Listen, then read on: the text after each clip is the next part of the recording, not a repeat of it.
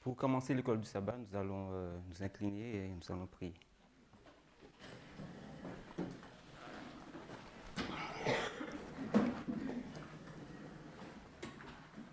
Éternel notre Dieu, nous te remercions pour ce sabbat que tu nous accordes. Merci pour ce moment que tu nous permets d'avoir afin de pouvoir étudier ta parole. Nous te prions afin que tu puisses nous assister durant ce moment, que tu puisses nous accorder ta présence et ton esprit, et que nous soyons instruits par toi. Nous te faisons cette prière dans le nom et par les mérites de ton Fils Jésus. Amen.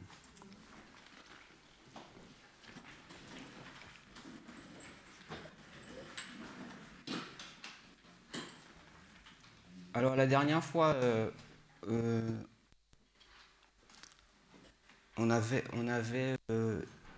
je vous avais présenté une étude sur la façon dont Ellen White représente le message des trois anges dans l'histoire des Millérites. Et on avait vu, à partir de cette étude, l'expérience des Millérites à travers le message des trois anges. Et je vous invite à poursuivre cette étude. Alors, déjà dans un premier temps, est-ce que vous vous rappelez de ce qu'on avait vu sur ce sujet la dernière fois? C'est un peu loin. Donc, la façon dont le message des trois anges est représenté dans l'histoire des Millérites, à travers les écrits de l'esprit de prophétie.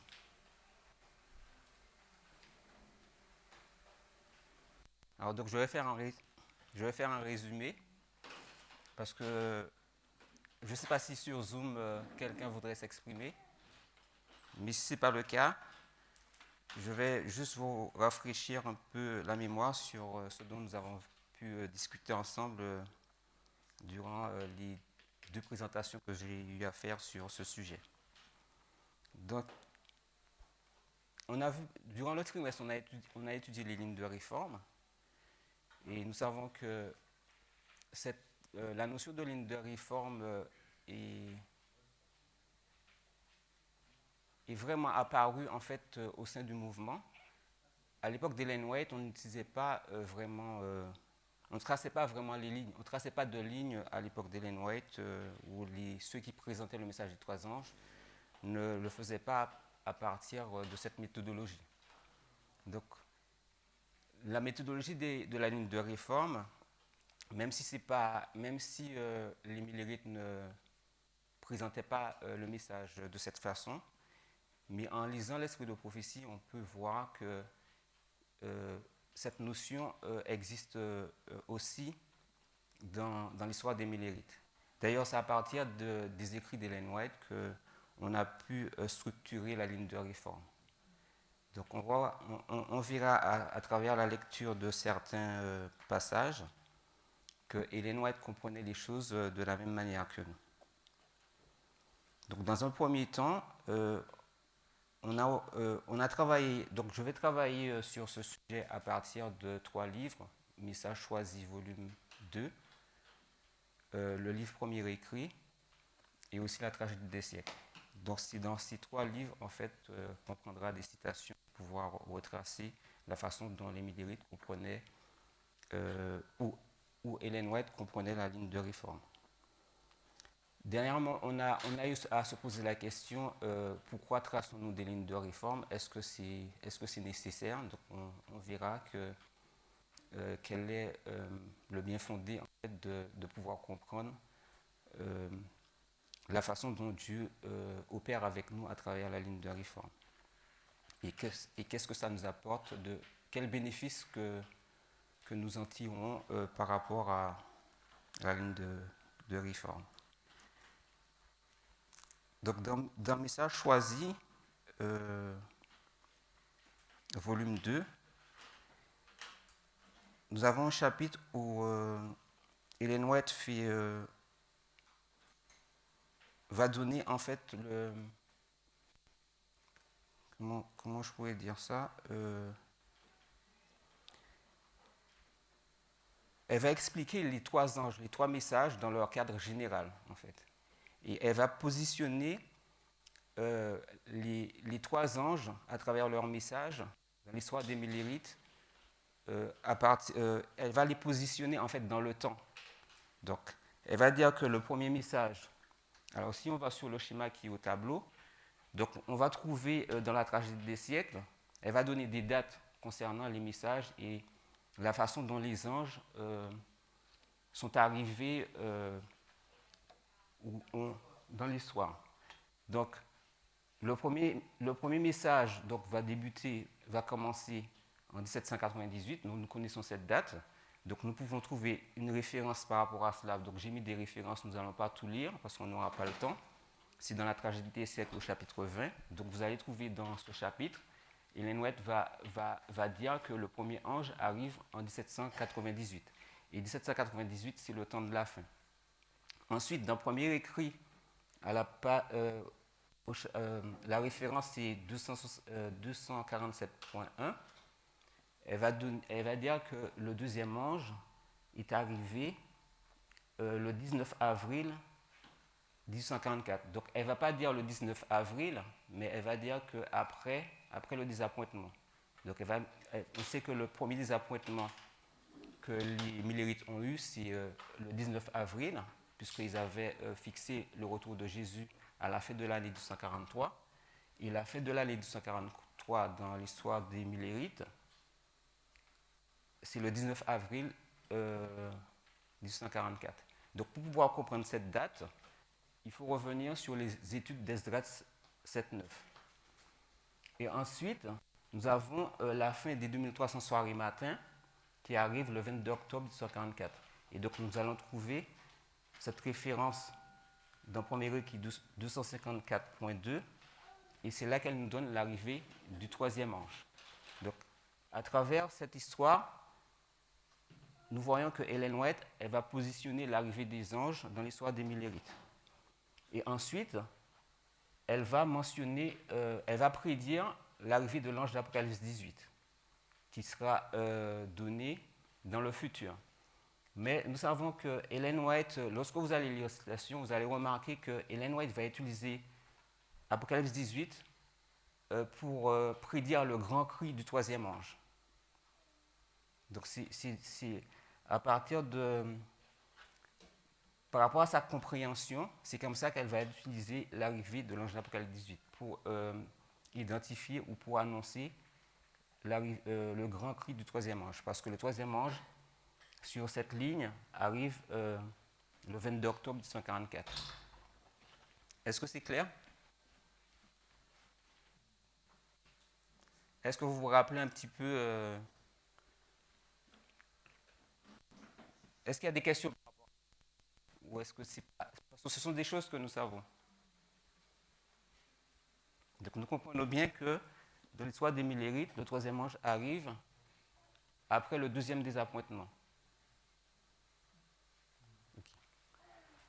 Donc maintenant, nous avons un deuxième cadre ici que nous avons vu pour la façon dont elle va structurer ou placer les anges sur une ligne de réforme. Donc, dans notre méthodologie, nous utilisons le terme fractal, mais elle ne va pas utiliser cette expression.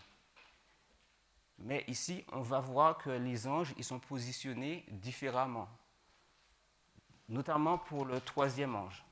Donc, on a toujours le premier ange en 1798, toujours qui arrive, et ensuite le deuxième ange, toujours à la même date.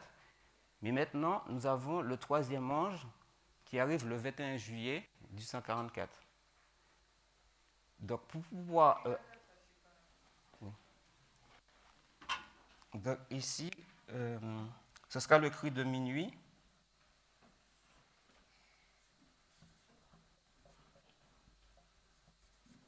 Alors, si le 21...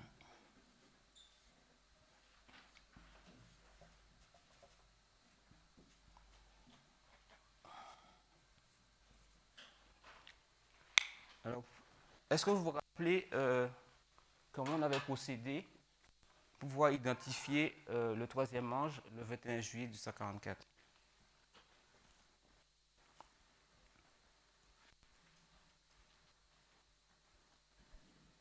Bon, c'est l'école du... Oui, vas-y. Il me semble que c'était dans... Alors, je me souviens pas peut-être exactement, mais c'était par rapport aux mots qu'elle utilisait dans la citation, il me semble. Oui, vas-y. Mais je me souviens plus c'était quoi exactement la citation. Alors, je vais... Qu'est-ce qui peut aider Lisa? Je vais essayer je vais afficher la citation.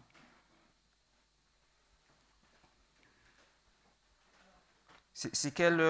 Est-ce que vous vous rappelez c'est quel chapitre?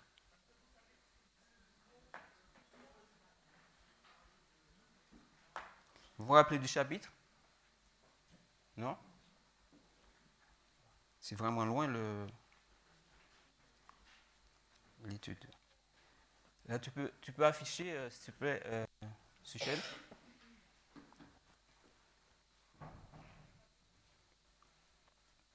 Voilà, vous voyez la citation?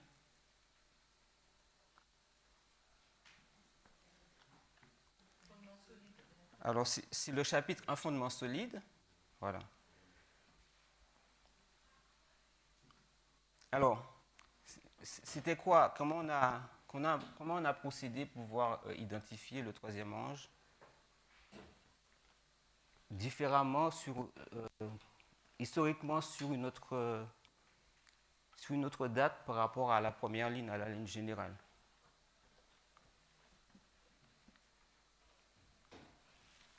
Il y a un autre micro, non?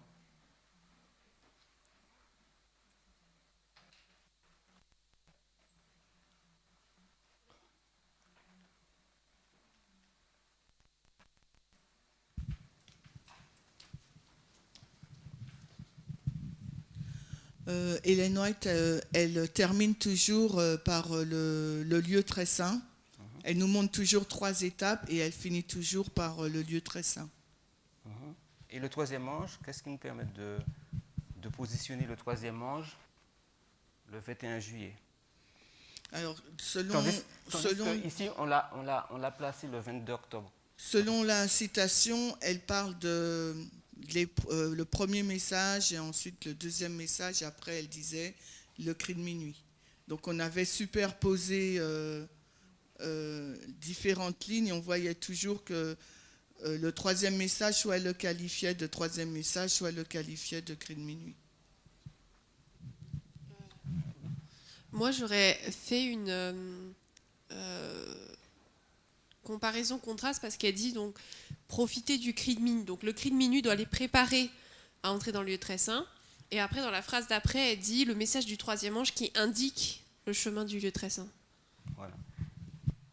Est-ce que c'est clair pour tout le monde? Si vous faites répétition et élargissement, vous verrez que dans la deuxième sentence, elle va remplacer... comment? La deuxième phrase, elle va remplacer cri de minuit par message du troisième ange. Est-ce que vous le voyez?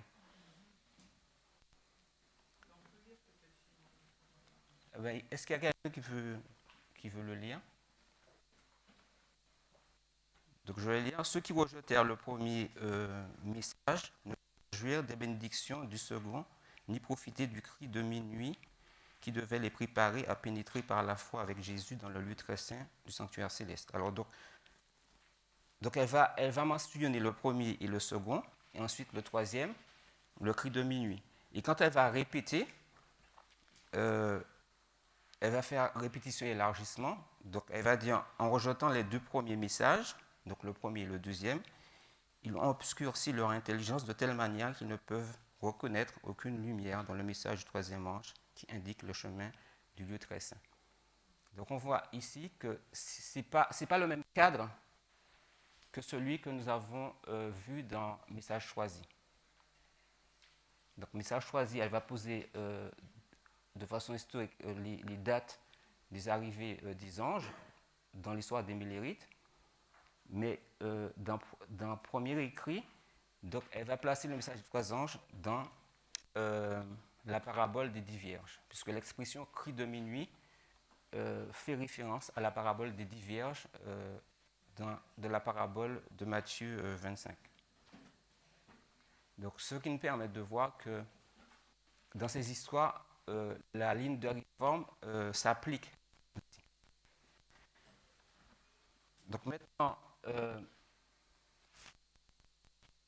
nous allons. C'est là où on était arrivé essentiellement la dernière fois. Et maintenant, on va essayer de comprendre pourquoi, comment va par rapport à la vision qu'elle a eue sur Apocalypse 18, comment cela va se. Méthodologiquement, comment nous devons comprendre l'application ou l'accomplissement d'Apocalypse 18. Parce qu'elle va utiliser Apocalypse 18 pour annoncer le grand cri. Et donc maintenant, ce qu'on va essayer de comprendre, comment le grand cri va se réaliser dans l'histoire des Millérites, vu qu'à partir du 22 octobre 1944, le message troisième ange était déjà arrivé dans l'histoire des Millérites. Mais là, c'est une autre application qu'elle va faire pour la parabole des 10 vierges, puisque lorsque nous arrivons le 22 octobre 1944, nous avons une porte fermée, et après nous avons la 4e étape, en fait. Quand on lit le début du chapitre Un fondement solide, on voit les 4 étapes qui représentent les 4 dispensations de la ligne de réforme. On a le labourage, première pluie, pluie de la saison et puis la moisson. Donc c'est ce qu'on avait représenté ici. Je vais vous montrer. Les 3 marches, en fait, elle représente, elle a vu en vision le message des 3 anges qui est représenté par 3 marches. Est-ce que vous vous rappelez de la citation? Donc, 3 marches qui conduisent à une plateforme solide. Donc on voit les 4 étapes qu'on peut représenter, qu'on peut aligner avec les 4 dispensations de la ligne de réforme. Donc, voilà. Est-ce que vous avez des questions par rapport à ça?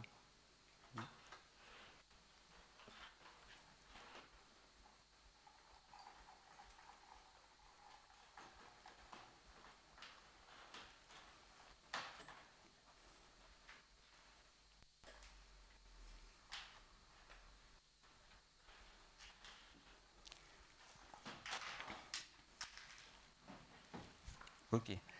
C'est bon? On peut continuer. Donc, on voit la différence entre la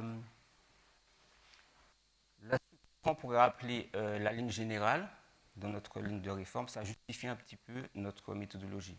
Et aussi les fractales.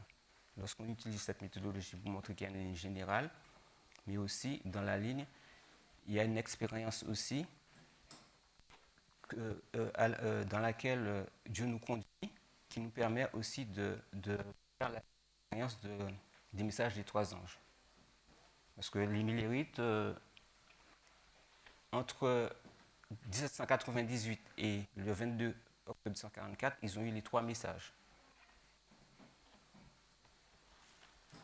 Mais dans leur histoire, ils continuent, en fait, ils étaient dans l'attente du message du 3e ange. Donc, ce qui veut dire que, dans un premier temps, Dieu avait déjà fait une sélection par rapport à la ligne de réforme. Et on peut se trouver cette structure aussi dans le message du premier ange, puisqu'il y a eu un premier désappointement, mais on ne va pas le détailler, mais juste, on va rester sur... on va aller juste pouvoir expliquer le message du 3e ange et l'ange d'Apocalypse 18. Donc il y a aussi un autre principe que j'aurais aimé vous présenter, c'est le principe de l'amplification, dont elle fait référence à plusieurs reprises dans ses écrits. Donc nous allons trouver cette citation dans le premier écrit 273.3. Je vais prendre la citation. Je vais afficher la citation pour vous. Donc, c'est l'école du sabbat. Si vous avez des questions, n'hésitez pas.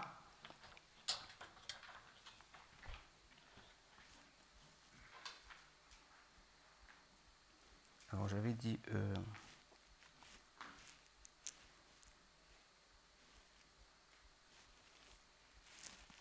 comme j'avais dit, 237.3.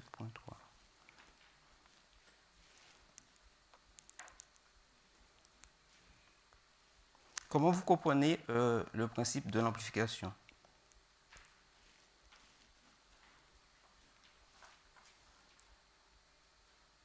Est-ce que vous avez une réflexion par rapport à ça? Qu'est-ce que ça pourrait signifier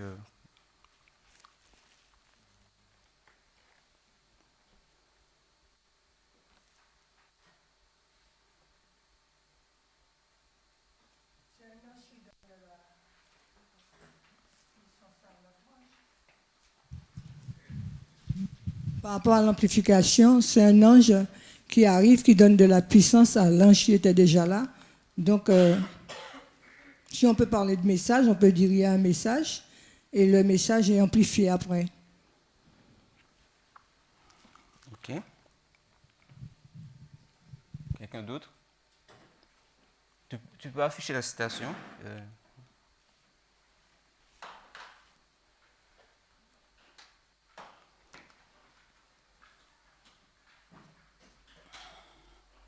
Vas-y, vous voulez dire quelque chose?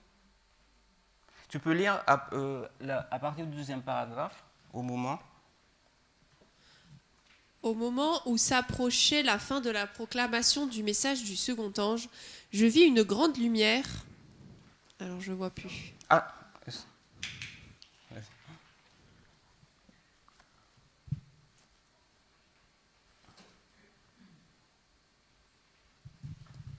Je vis une grande lumière qui resplendissait du ciel sur le peuple de Dieu. Les rayons de cette lumière paraissaient aussi brillants que ceux du soleil. J'entendis la voix des anges criant « Voici l'époux, allez à sa rencontre ». C'était le cri de minuit qui devait donner de la puissance au message du second ange. Voilà.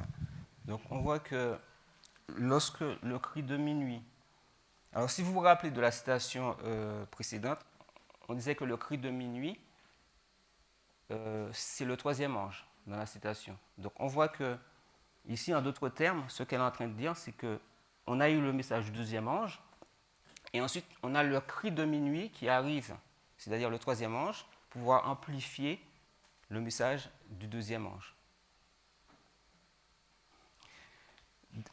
La citation qu'on a lue précédemment, donc on a vu que le cri de minuit, elle a remplacé le terme cri de minuit par troisième ange, quand on a fait l'élargissement, vous vous rappelez. Et donc maintenant, dans cette citation, elle est en train de dire que le cri de minuit arrive pour donner de la puissance au message du deuxième ange. Dans un premier temps, on a eu le message du deuxième ange, et ensuite le cri de minuit qui arrive, ou le troisième ange, pour donner de la puissance au message du deuxième ange. Donc ça voudrait dire que c'est le principe du deuxième témoin. Lorsque le deuxième message a été donné, le troisième, il arrive pour confirmer. Lorsqu'on dit qu'il pour donner de la puissance, ça veut dire qu'il va confirmer en fait le troisième. Donc il y a un lien entre le deuxième et le troisième. Il va confirmer le deuxième et le deuxième. Il va le troisième arrive, il confirme le deuxième, voilà. Le deuxième, excusez-moi. Donc quand le troisième arrive, il confirme le deuxième. Donc il y a un lien entre les deux.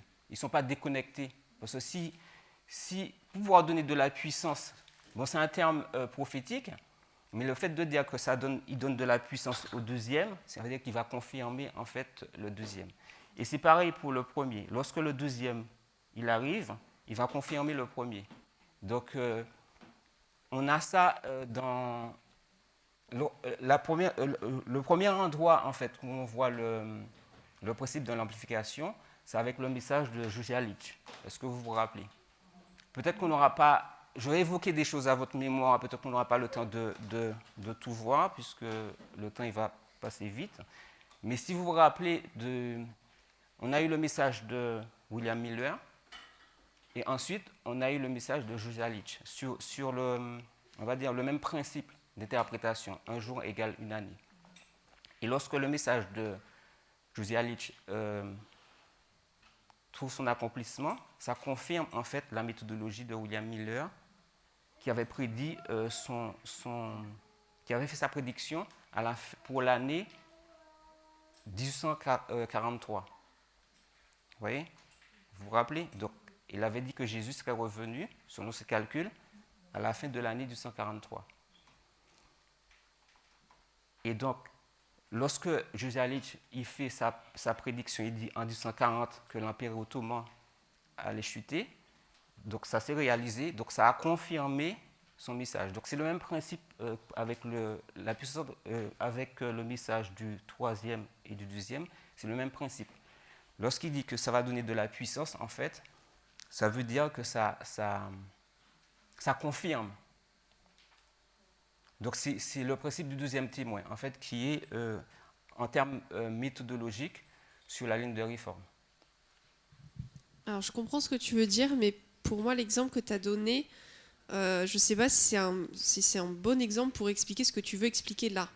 Dans le sens où tu as dit, donc, Josiah 1840 confirme le message du premier ange, mais là ce que tu es en train de dire, c'est que le cri de minuit, donc, qui est l'arrivée du troisième ange, est l'amplification du deuxième ange du coup. Mais en 1840, le deuxième ange n'est pas arrivé. Oui. Et pourtant, c'était l'amplification. Tu vois ce que je veux dire? Oui. Donc, je comprends ce que tu veux dire par rapport à l'amplification, mais du coup, là, j'ai l'impression que c'est un point un peu différent si tu dis que à cette amplification, c'est le troisième ange à l'amplification, le troisième ange arrive, alors qu'en 1840, le deuxième ange n'arrive pas et pourtant c'est l'amplification. Je comprends que c'est au niveau des fractales et tout, mais c'était juste un point que je voulais faire. Je comprends ta difficulté. En fait, ce qu'elle dit dans la citation, elle dit que c'était le cri de minuit qui devait donner de la puissance au message du second ange. C'est ce qu'elle dit. Donc, ce qu'elle est en train de dire, il dit quand le cri de minuit arrive, il donne de la puissance au message du deuxième ange. Donc, à partir de ce qu'elle dit, ce que je suis en train de dire, que le principe de l'amplification, en fait, c'est de confirmer l'ange qui a précédé. Lorsque celui qui succède, qui arrive après, il est obligé de confirmer ce qui a été dit avant, le message qui a été donné avant. Il ne peut pas donner un message déconnecté du message qui a précédé. Dans ce sens-là, il ne peut pas amplifier le message. Donc maintenant, l'exemple que j'ai pris, est-ce que vous comprenez ce point? Maintenant, l'exemple que j'ai pris avec Josiah Litch et William Miller, il faut savoir que dans l'histoire des Millérites, il y a des spécificités. Donc, il y a la méthodologie de la ligne de réforme et il y a les spécificités qu'on va voir dans le message, dans l'histoire des Millérites. Ce qui s'est passé, c'est que William Miller dit que Jésus, il arrive à la fin de l'année 1843, qui est cette date, le 19 avril. Alors, pour comprendre cette date, on ne va pas expliquer cette date, parce que c'est compliqué. Il faut retourner dans l'étude d'Esdras 7.9, puisqu'on sait que la fin de l'année arrive en avril, le 18 avril. Donc, c'est pour ça qu'ils ont eu le désappointement le 19 avril. Mais l'amplification ne pouvait pas être là dans l'histoire des Millérites parce qu'il y a eu un échec. Dieu le savait déjà. Donc c'est pour ça que l'ange d'Apocalypse 10, lorsqu'il arrive pour amplifier le message de William Miller, il arrive sur le message de Josiah Litch, qui a eu un succès, si vous comprenez ce que je veux dire.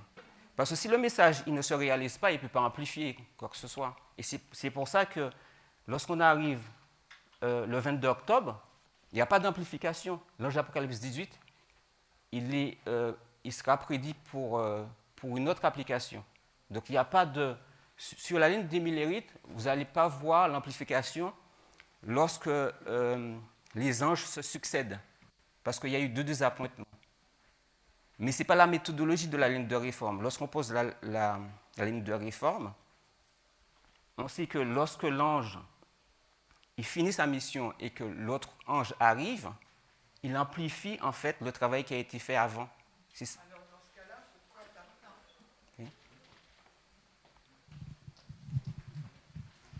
Alors dans ce cas-là, il faut expliquer pourquoi tu n'as pas mis le 11 août et tu as choisi la date du 19 avril. Tu nous as dit que tu choisis la date du 19 avril parce qu'Ellen White dit que c'est l'arrivée du deuxième ange. Mais dans l'arrivée de l'ange, le premier ange qui a amplifié, c'est le 11 août. Alors, il faudrait que tu nous expliques pourquoi tu n'as pas mis le 11 août, mais le 19, quand tu nous montres le schéma de l'amplification. Oui.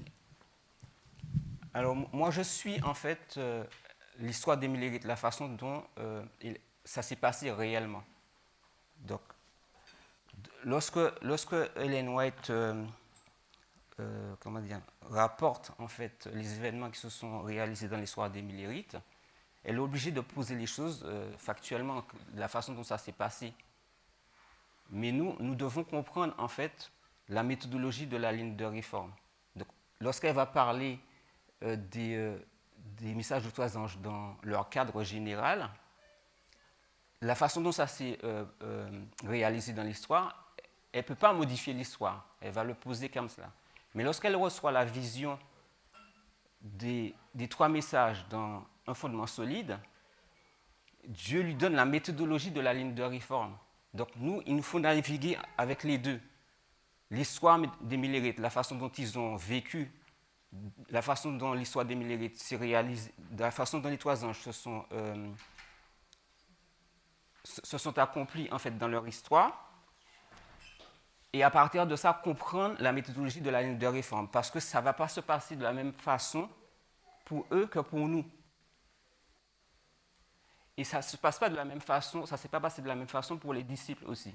Eux aussi, ils ont eu le message des trois anges, mais ils n'ont pas, les désappointements qu'ils ont eus, c'était pas de la même nature, mais c'était pas positionné de la même façon sur la ligne de réforme.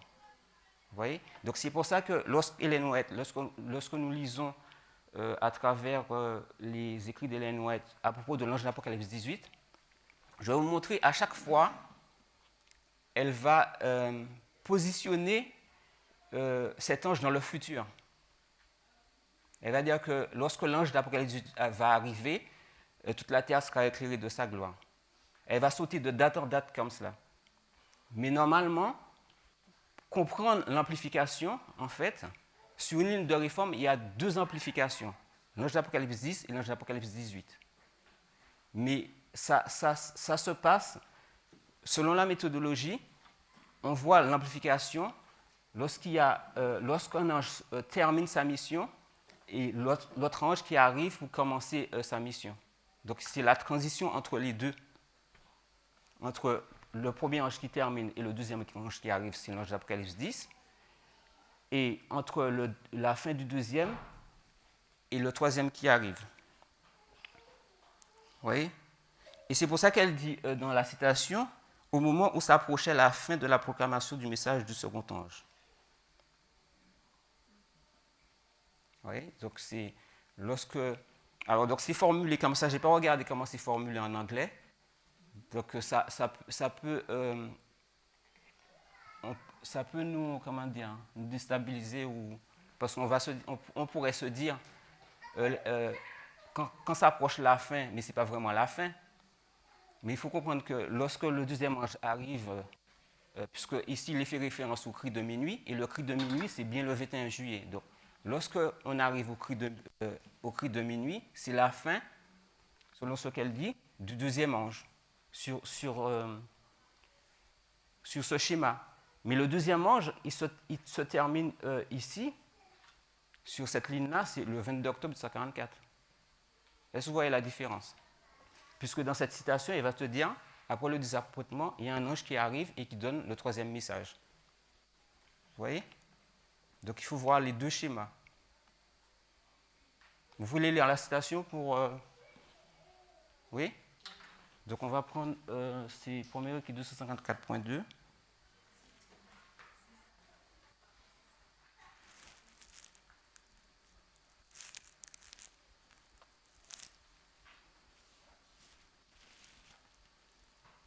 Attends, j'ai fait une faute.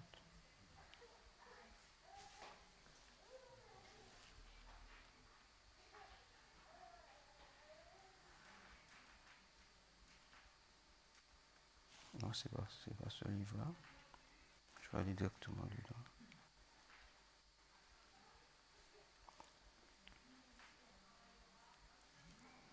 C'est le message du troisième ange.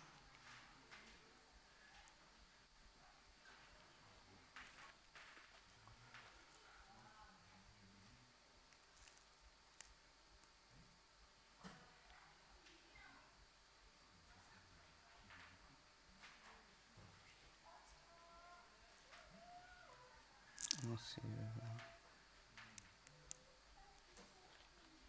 voilà, cette citation. C'est 254, j'avais mis quoi? Alors, il dit le ministère de Jésus dans le lieu saint terminé, il passa dans le lieu très saint. Il se présenta devant l'arche contenant la loi de Dieu et il envoya un ange puissant dans le monde pour proclamer un troisième message. Donc, on voit qu'à la fin, après le deuxième désappointement, lorsque Jésus passa du lieu saint au lieu très saint, il a envoyé un ange pour proclamer le troisième message. Donc, le deuxième message se termine le 22 octobre 1844 sur cette ligne, mais ici, il se termine le 21 juillet. Vous voyez la différence? Voilà. Donc, c'est pour ça que je disais, le principe de l'amplification qu'on a vu dans la citation, dans premier écrit 237.3, il dit l'ange, alors je vais le remettre pour qu'on puisse bien comprendre.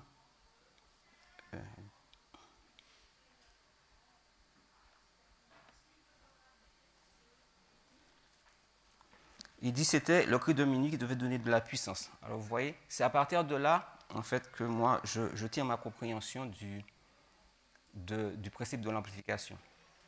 Alors, est-ce que c'est plus clair pour vous? Dans un premier temps, il nous faut comprendre le principe de l'amplification dans ce sens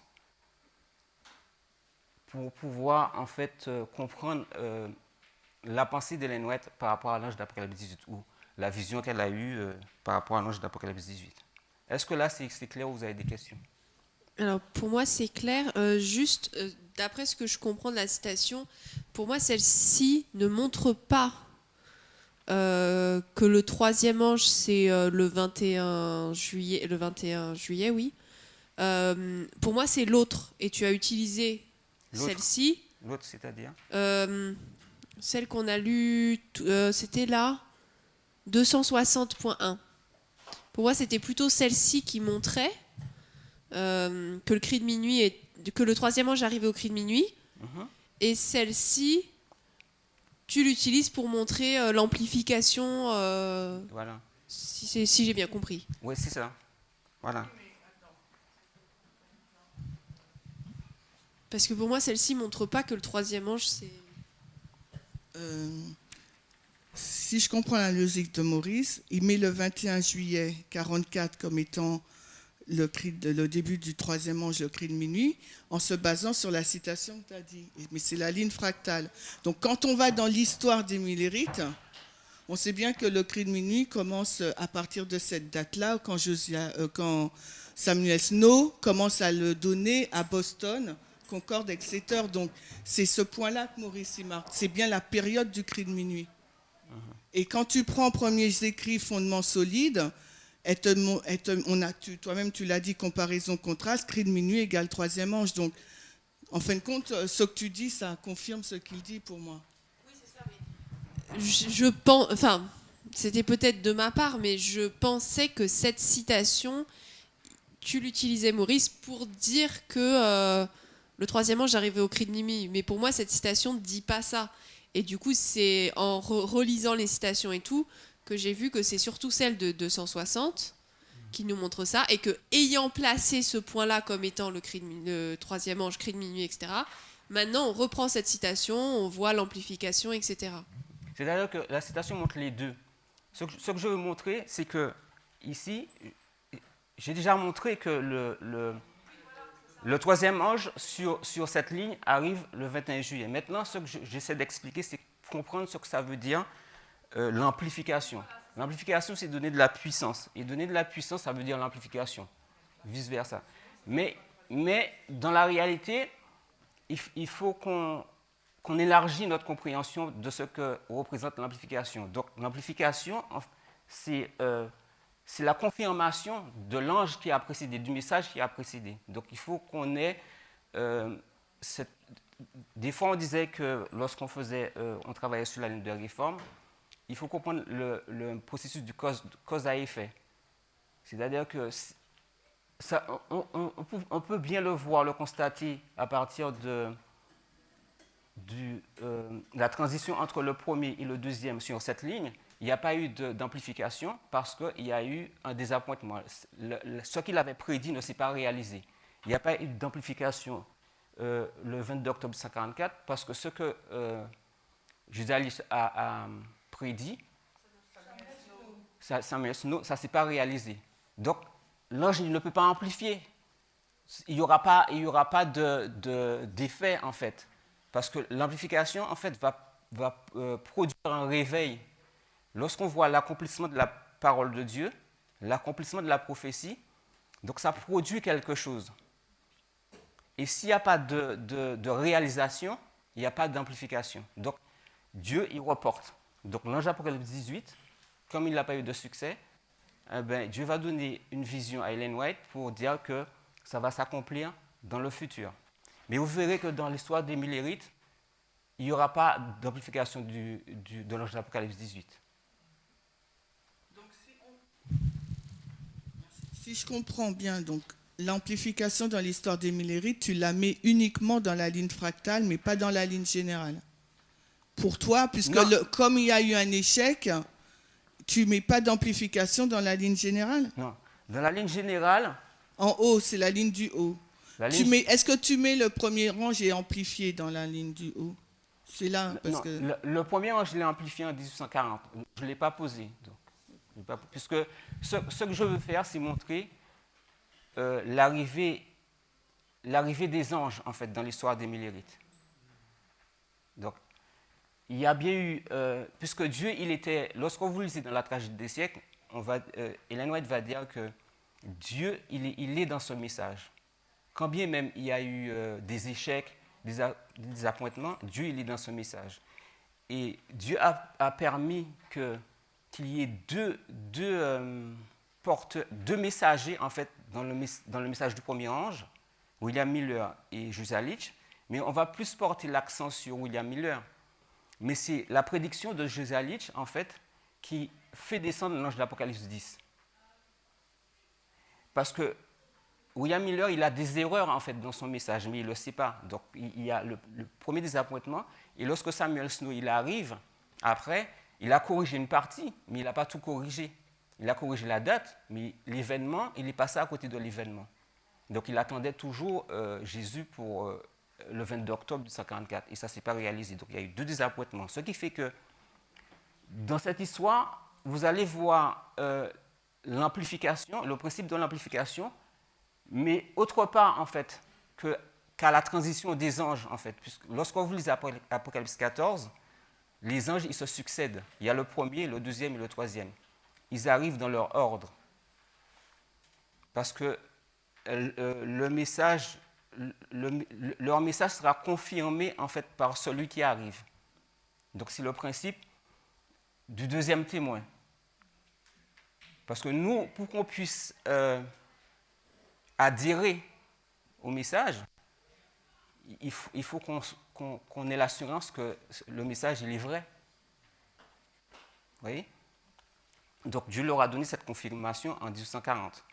Mais après, il y a eu deux désappointements. Donc maintenant, pour comprendre la méthodologie de la ligne de réforme, lorsque nous allons poser notre ligne de réforme et nous allons regarder les événements dans l'histoire, il faut qu'on comprenne ce que ça signifie l'ange amplifié, le message de l'ange amplifié ou donner de la puissance et tout.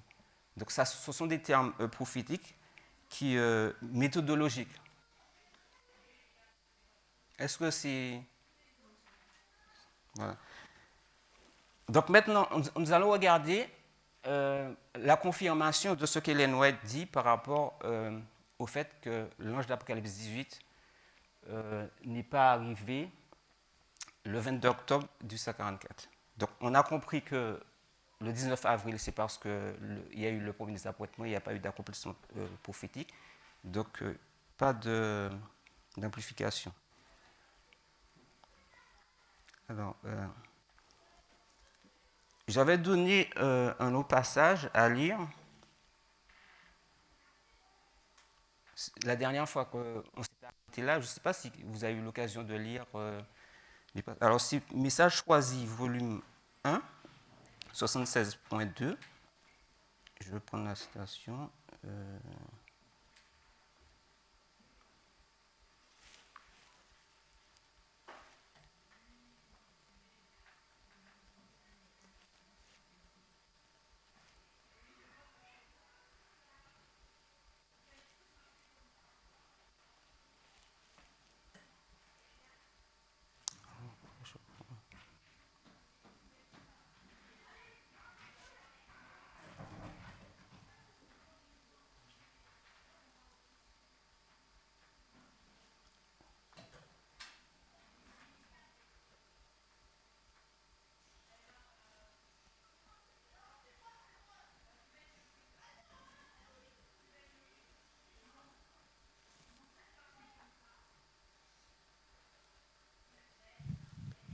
Maurice, je crois que dans tes résultats de recherche, tu avais l'option de choisir en français. Oui, oui, mais quand je mets le truc, il ne tombe pas dessus. Ah, Donc, okay. Je l'avais déjà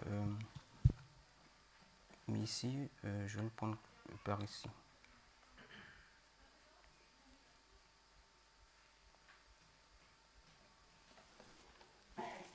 Voilà, donc c'est le chapitre d'anciennes déclarations expliquées. Donc, dans ce livre, nous allons commencer la lecture à partir d'ici. Alors, ce que j'avais souligné au tout début, le temps est presque arrivé à son terme. Donc, voilà, donc on va lire à partir d'ici. Donc, je vais vous faire lire et après, on va discuter dessus. Donc, est-ce qu'il y a quelqu'un qui veut faire la lecture? Vas-y. Donc, ce que nous allons lire ici, le point qu'on cherche, c'est de comprendre pourquoi l'ange d'Apocalypse 18, il n'y a pas d'amplification et le message du troisième ange n'a pas abouti. Ok? C'est à partir de Oui. Le temps est presque arrivé à son terme? Oui. Alors, le temps est presque arrivé à son terme. Une déclaration? Oui, continue. Une déclaration contenue. Comment? Une déclaration contenue des expériences et visions et reproduite à la page 58 de Premiers Écrits est citée pour prouver la fausseté de mes témoignages. J'ai vu que le temps où Jésus doit officier dans le lieu très saint est sur le point de finir et que sa venue est très proche. Quand le sujet m'a été présenté, la période consacrée au ministère du Christ paraissait presque achevée. Puis-je être accusé de mensonge si le temps a duré plus longtemps que mon témoignage ne le laissait supposer? Qu'en est-il du témoignage rendu par le Christ et par ses disciples? Se sont-ils trompés? L'apôtre Paul écrit aux Corinthiens: « Voici ce que je dis, frères, c'est que le temps est court, que désormais ceux qui ont des femmes soient comme n'en ayant pas, ceux qui pleurent comme ne pleurant pas, ceux qui se réjouissent comme ne se réjouissant pas. » Dans son épître aux Romains, le même apôtre dit: « La nuit est avancée, le jour approche. Dépouillons-nous donc des œuvres des ténèbres et revêtons les armes de la lumière. » De Patmos, le Christ s'adresse à nous par l'intermédiaire de Jean le bien-aimé. Heureux celui qui lit et ceux qui entendent les paroles de la prophétie et qui gardent les choses qui y sont écrites, car le temps est proche. Le Seigneur, le Dieu des esprits des prophètes, a envoyé son ange pour montrer à ses serviteurs les choses qui doivent arriver bientôt. Et voici, je viens bientôt.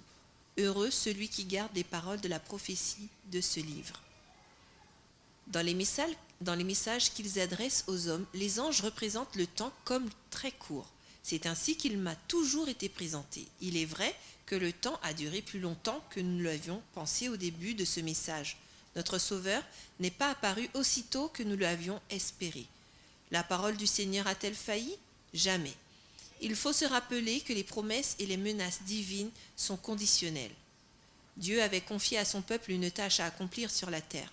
Le message du troisième ange devait être délivré. Les esprits des croyants devaient être dirigés vers le sanctuaire céleste où le Christ est entré pour accomplir une œuvre de propitiation en faveur de son peuple. Une réforme devait s'opérer concernant le sabbat. Il s'agissait de réparer la brèche faite dans la loi de Dieu. Le message doit être proclamé à haute voix pour avertir tous les habitants de la terre. Le peuple de Dieu doit purifier son âme en obéissant à la vérité et se préparer à se tenir sans tache devant lui au moment de sa venue.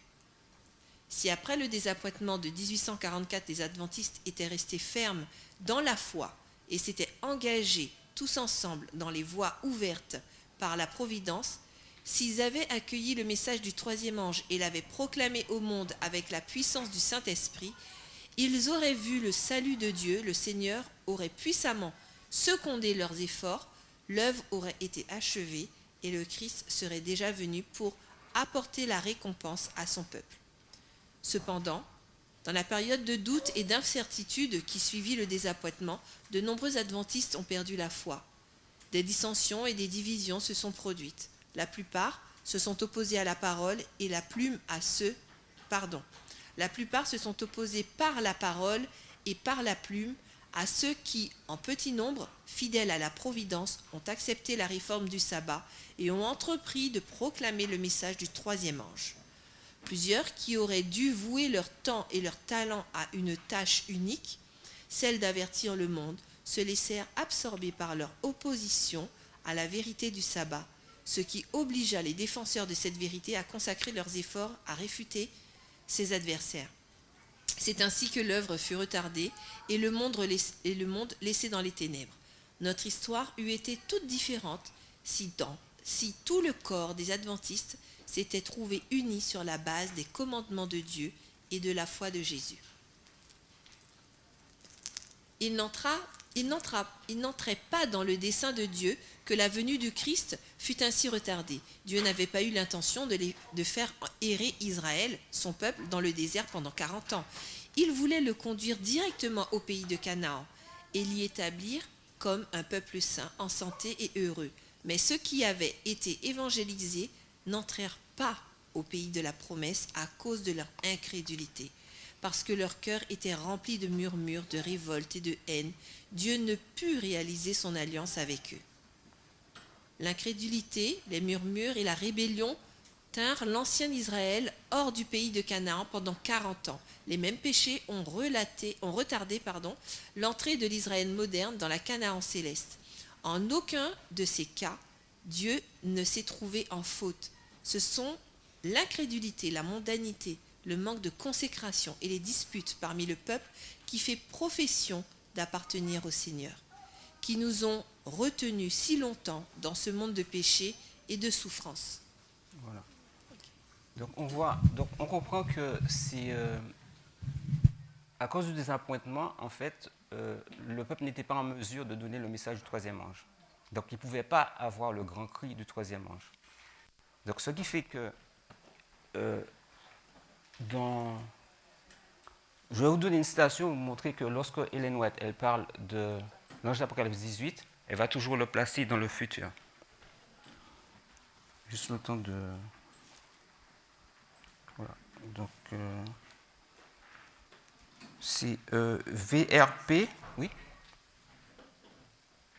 Rappelle-moi, tu as donné cette citation, c'était pour montrer... Pour montrer la raison pour laquelle il n'y a pas eu d'amplification. L'ange d'Apocalypse 18 n'a pas pu éclairer toute la terre de sa gloire. parce que le peuple n'était pas prêt. Donc ils ont eu le désappointement, mais après 1844, elle va expliquer en fait ce qu'était l'état d'esprit de ceux qui sont restés. Donc ceux qui sont restés fidèles, ils avaient à combattre contre ceux qui étaient découragés. Donc ils n'étaient pas en mesure de donner le message du troisième ange. Et tout ce qu'on pourrait rapporter par rapport à ce que nous savons par rapport aux millérites après 1844. Mais néanmoins, on comprend qu'ils n'étaient pas en mesure. Donc ce qui fait que Dieu, maintenant, elle va donner des visions à Ellen White, mais lorsqu'elle va parler de l'ange d'Apocalypse 18, donc ce que je vous ai montré, c'est que l'ange d'Apocalypse 18, comme l'ange d'Apocalypse 10, lorsqu'il descend, il descend pour amplifier en fait le message. Donc c'est l'ange qui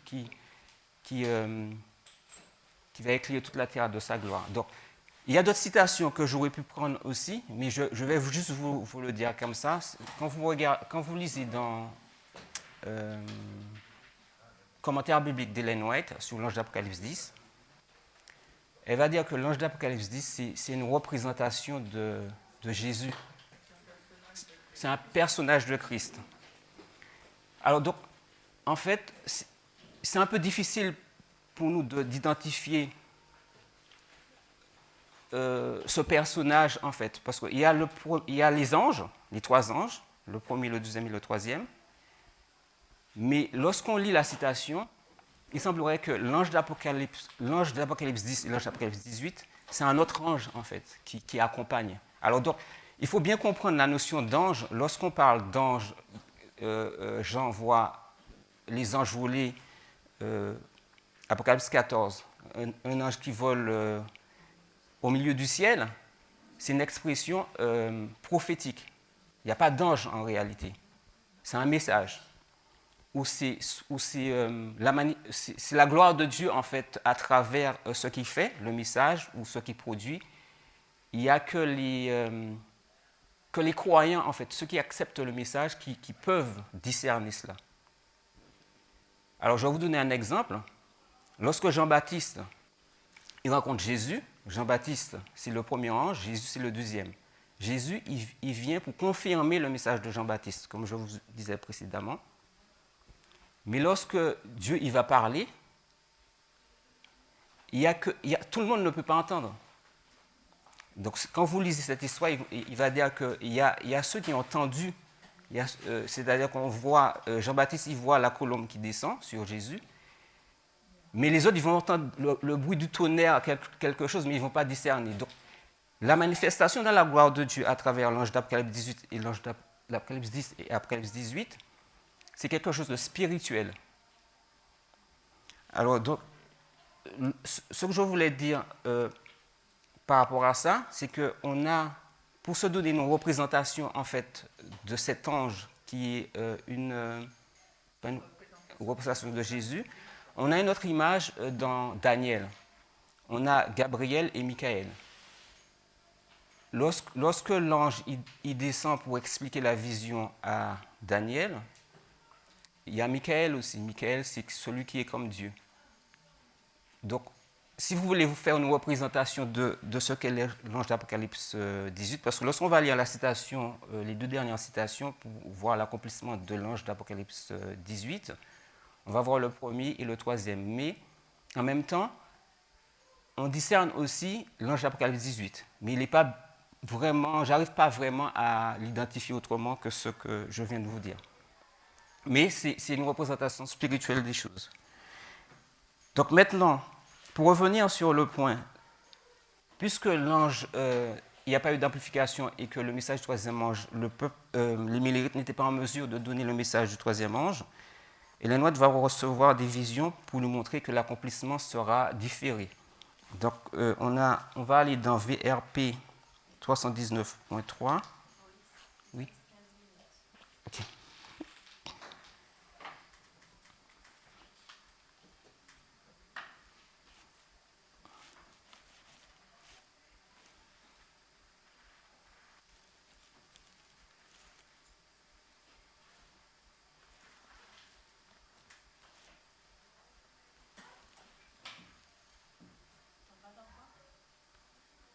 VRP 319.3.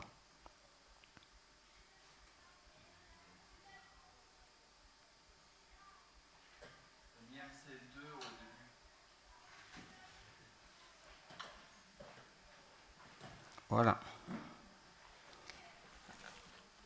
Alors donc, on va voir que elle va placer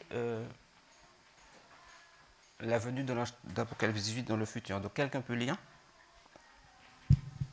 Oui, vas-y. Alors, je ne peux pas préciser l'époque exacte où se produira l'effusion du Saint-Esprit, c'est-à-dire quand le puissant ange de Dieu descendra des cieux pour s'unir au troisième ange et achever l'œuvre divine ici-bas. Mon message est le suivant. Soyez prêts pour ce divin rafraîchissement, ayez vos lampes allumées et vous serez en sécurité. Le Christ nous a recommandé de veiller, car le Fils de l'homme viendra à l'heure où vous n'y penserez pas. Veillez et priez, nous exhorte le Rédempteur. Nous devons rechercher chaque jour le discernement que donne l'Esprit de Dieu, afin que l'âme et le caractère soient transformés. Combien de temps avons-nous perdu à des choses sans importance? Repentez-vous et convertissez-vous, afin que vos péchés soient effacés au moment où les temps de rafraîchissement se produiront en présence du Seigneur. Non, c'était juste J'ai la lu partie le paragraphe. Ouais, le ok. paragraphe. Alors, donc, si vous allez au bas du paragraphe, il va vous donner. Donc, c'est une partie ce sont des compilations. Donc, vous voyez la date. Donc, elle dit ça en 1892. Mais avant, je veux alors, donc, il y a eu 1888, il y a eu 1800. Elle avait prédit le retour de Jésus à la fin de 1863. Donc là, on voit même en 1892, elle dit, elle ne sait pas quand est-ce que l'ange d'Apocalypse 18 va arriver.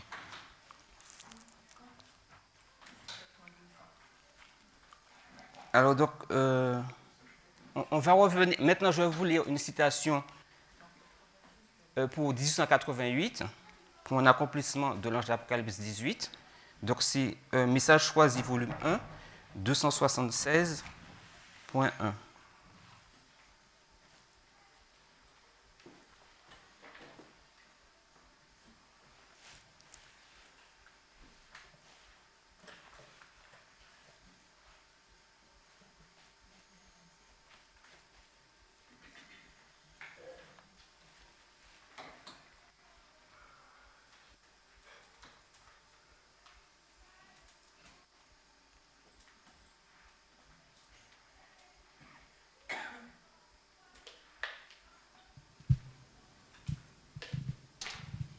Tu avais RP au début. Ah.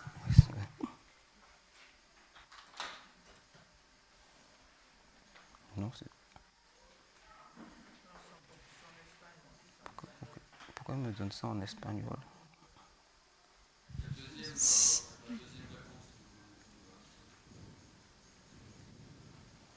Voilà.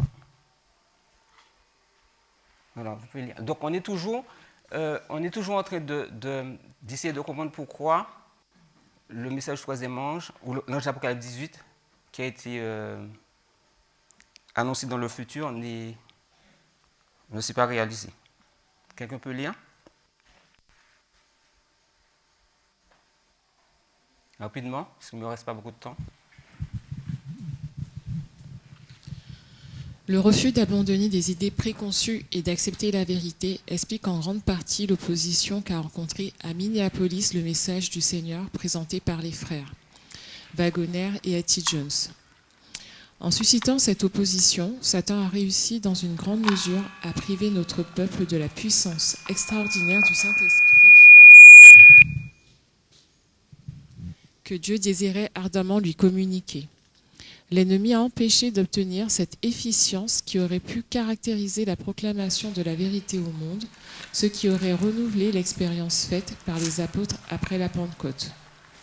On a résisté à la lumière qui doit illuminer le monde entier de sa gloire, et ce sont quelques-uns de nos propres frères qui ont contribué par une grande part à priver le monde de cette lumière. Voilà. Alors donc, c'est la raison pour laquelle, lorsqu'elle dit qu'elle ne sait pas quand est-ce que l'ange d'Apocalypse 18 va venir en 1892, c'est après 1888, elle avait déjà eu cette expérience. les Millérites savaient que l'ange d'Apocalypse 18 était sur le point d'arriver en 1888. Mais il y a eu une rébellion, donc Dieu, ça ne s'est pas accompli. Donc ça ne va pas s'accomplir dans l'histoire des Millérites. Donc elle parle en fait de l'accomplissement de l'ange d'Apocalypse 18 dans le futur. Donc ce qu'il faut comprendre, c'est que puisque le message du premier et deuxième ange avait déjà été donné dans l'histoire des Millérites, ce qu'ils attendaient, c'était le message du troisième ange. Et une fois que le message du troisième ange allait être donné, Jésus serait revenu. Mais à chaque fois, il y a eu des échecs. On a Hélène. Donc j'ai des citations aussi qui annoncent le retour de Jésus pour la fin de l'année 1943. L'année de 1863, excusez-moi.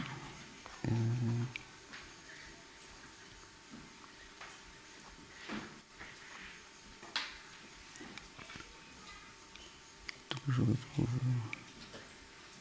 Voilà. C'est dans événements des derniers jours, 34.3. Donc, on va le lire rapidement.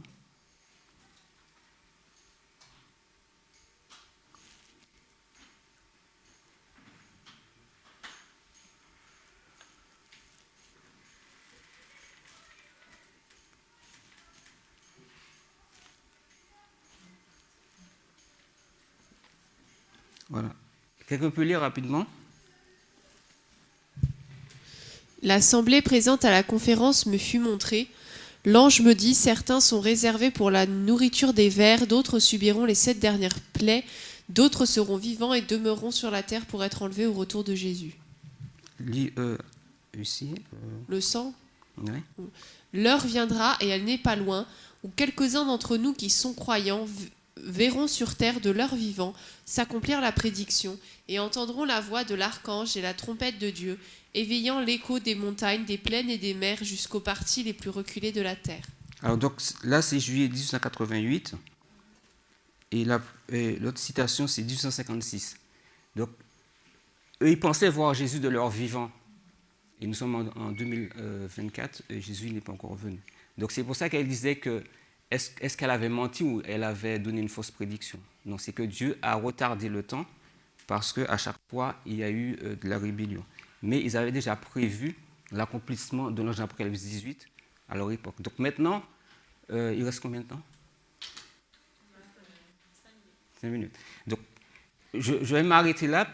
Donc, la prochaine fois, nous allons regarder comment elle décrit l'accomplissement de l'ange d'Apocalypse 18. Et nous allons regarder la méthodologie qu'elle va utiliser. Donc ça va nous permettre de comprendre en fait là où nous nous situons dans notre expérience,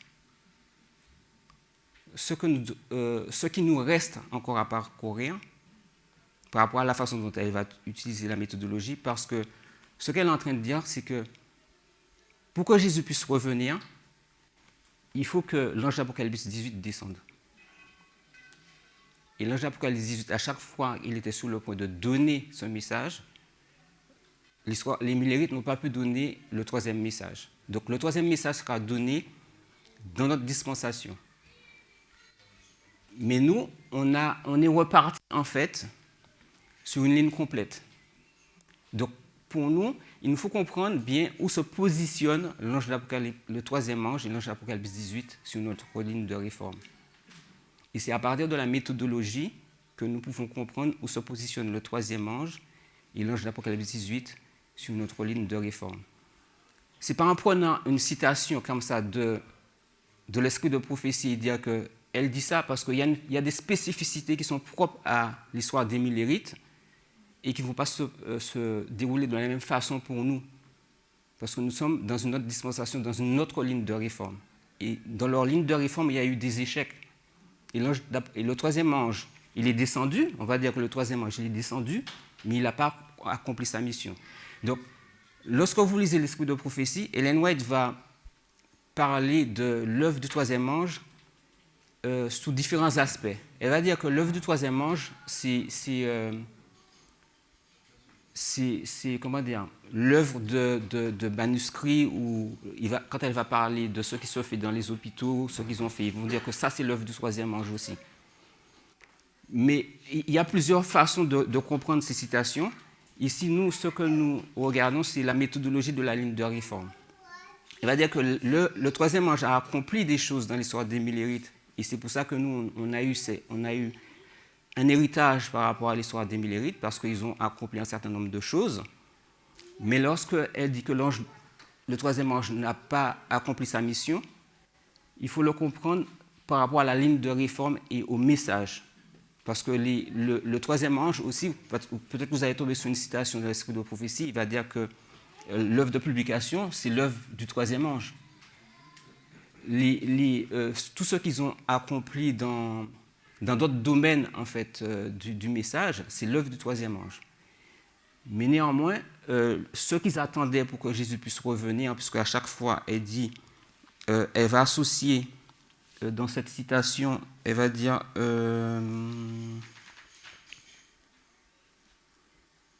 non, ce n'est pas dans celle-là. Mais il y a une citation où elle va associer le troisième ange à la pluie de l'arrière-saison.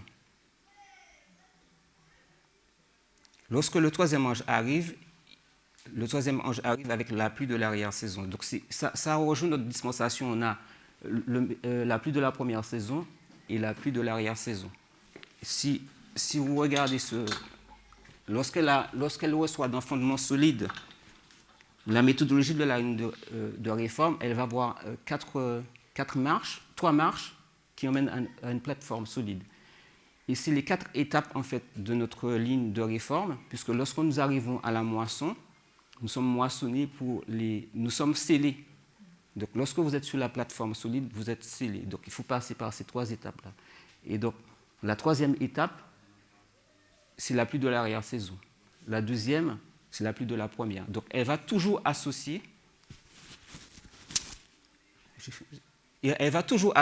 la pluie, le 3e message à la pluie de l'arrière-saison, lorsque vous le lisez dans les citations.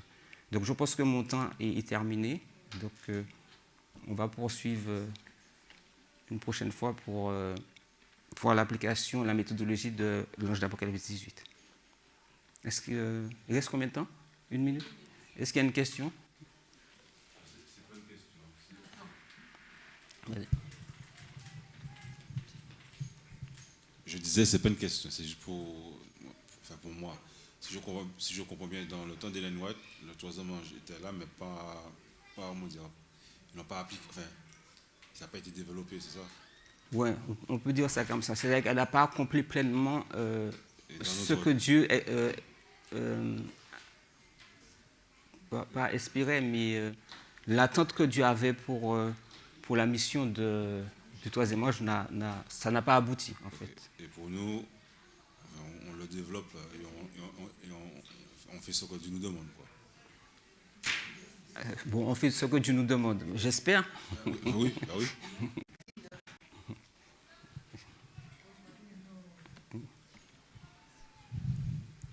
En même temps, en fait, je n'essaie pas d'affirmer des choses, mais j'essaie d'essayer de suivre la méthodologie qui nous est montrée, en fait, dans l'esprit de prophétie pour pouvoir comprendre aussi notre expérience.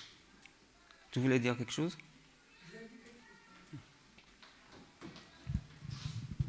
Je voulais dire que le message du troisième ange n'a pas eu l'effet escompté par Dieu. Voilà. Le message devrait avoir un effet pour pouvoir arriver à un accomplissement, et l'accomplissement n'a pas été parfait, en fait. Et c'est la raison pour laquelle,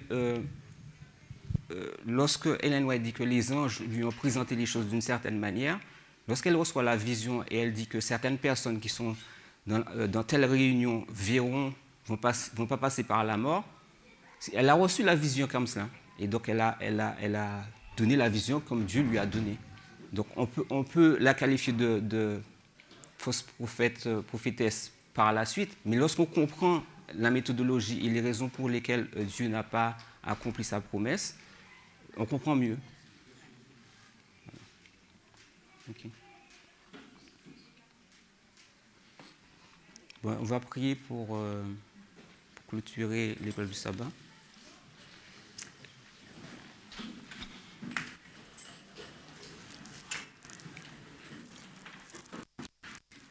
Éternel notre Dieu, nous voulons te remercier pour ce moment d'étude, pour la compréhension que tu nous donnes par rapport à l'expérience d'Émilie Rite, afin que nous puissions mieux comprendre notre expérience. Nous te prions afin que tu puisses nous continuer à nous aider à approfondir ces sujets, que tu puisses nous donner la sagesse de mieux comprendre les choses et que notre expérience avec toi puisse aboutir et que nous puissions être transformés à ton image. Et aussi être prêts pour un événement qui se déroule devant nous, afin que nous puissions nous réformer pour nous conformer à ta volonté. Nous te faisons cette prière dans l'honneur et par les mérites de ton Fils Jésus. Amen.